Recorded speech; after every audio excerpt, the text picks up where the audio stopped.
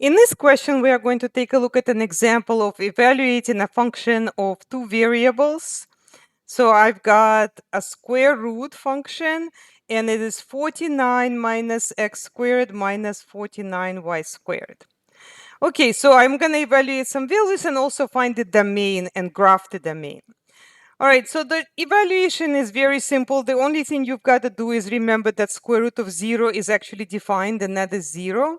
And the square root of negative numbers is undefined. So let's plug in x equals 2 and y equals 0. So this should be pretty easy. So we've got 49 subtract 4, and that's just 45. So square root of 45 would be my answer. No other simplification is necessary. We just take square root of 45. Okay, now if we want to find f of negative 7, 0, bear in mind that when you are substituting negative numbers, it is very important to put them in parentheses. Otherwise, the answer is going to be incorrect. Also, I recommend maybe not even putting a negative sign because it's going to disappear when you square anyway. So here I've got square root of 49 and then subtract 49. Well, that's square root of 0, and that is actually 0. That is not undefined. That is 0. Okay, f of 0, 0, I can compute in my head. That would just be square root of 49, which is 7. Now let's look at f of negative 1 and 0. So here I am plugging, negative 11. So here I am plugging 11 for x. And again, I'm just not going to even put the parentheses and just drop the minus. So, and this part is going to be 0. Okay, so whatever this is going to be a negative number. So square root of a negative number is undefined, so that will be a d and e. Okay, so f of 1, 1, that will be 49 subtract 1 squared subtract 49 times 1 squared. So it looks like that's square root of negative 1. And so that's actually I, but we are dealing with real numbers here. And so we're just going to say that that is d and e.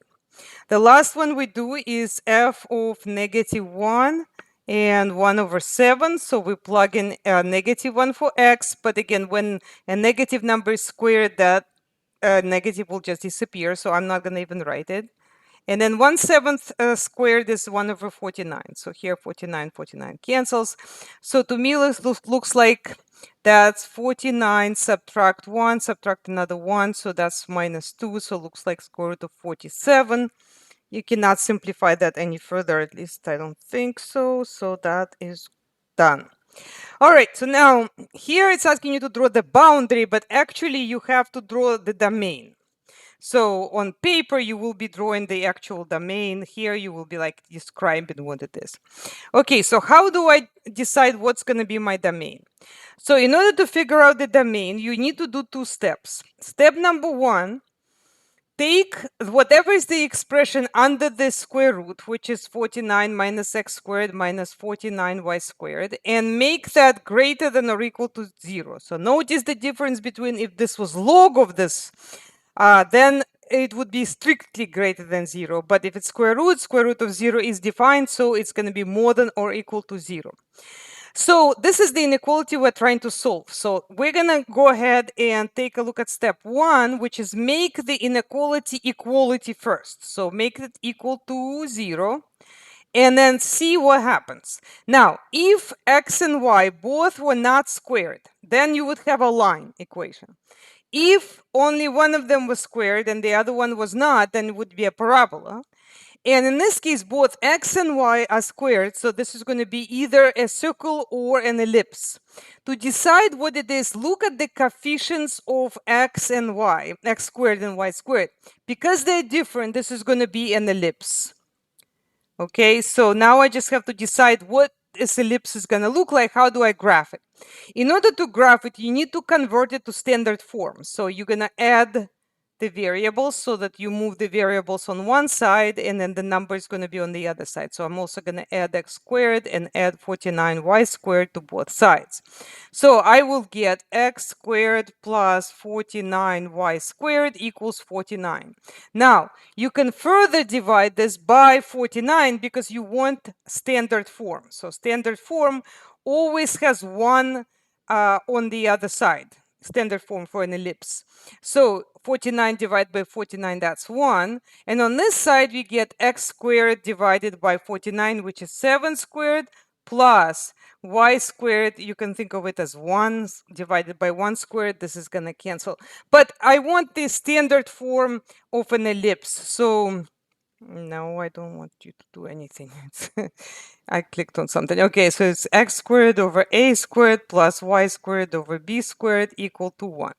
Okay, so this is an ellipse. Let's see if we can graph it. Now notice the intercepts. Because of the 7 on the x, you're going to get intersection at 7 and -7. So let's see if we can insert that ellipse. And because of the 1 over here, then the y-intercepts are going to be 1 and -1. So if I can insert that ellipse here somewhere. Okay, so this is your boundary. Now, this ellipse is going to be solid. Why is it going to be solid? So let me just also lift it a little bit higher. Okay, so it's going to be solid because the inequality was more than or equal to. So because it's included, the 0 itself, the boundary is going to be included. Now, let's decide if it's going to be inside this ellipse or outside this ellipse. How do I know that? Well, I need to pick a test point. So the test point cannot be on the actual ellipse. So easiest test point, unless it is on the actual curve, is 0, 0. So let's take 0, 0 and let's plug it into x and y here. So now we're back to the inequality. So we get 49 minus 0 minus 0 greater than or equal to 0. Well, is 49 greater than or equal to 0? Yes. So that tells me that the region I'm talking about, the domain, is going to be everything inside this ellipse, okay, including the boundary. Okay, so over here, if we need to graph it, we choose the ellipse. We want the 0, 0 to be the center of the ellipse, and then we want to go to 7, 1. So 7, 1 over here, that gives me the ellipse. So that's the boundary.